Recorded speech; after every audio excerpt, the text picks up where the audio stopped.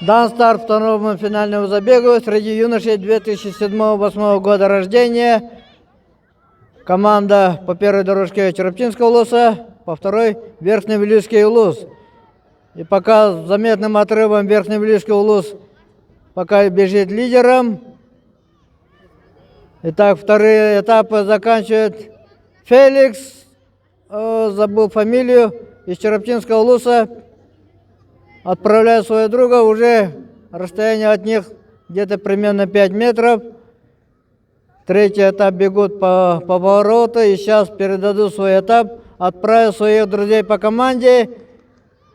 И Верхневилюйский улус пока бежит лидером, за ним Черептинский улус. И...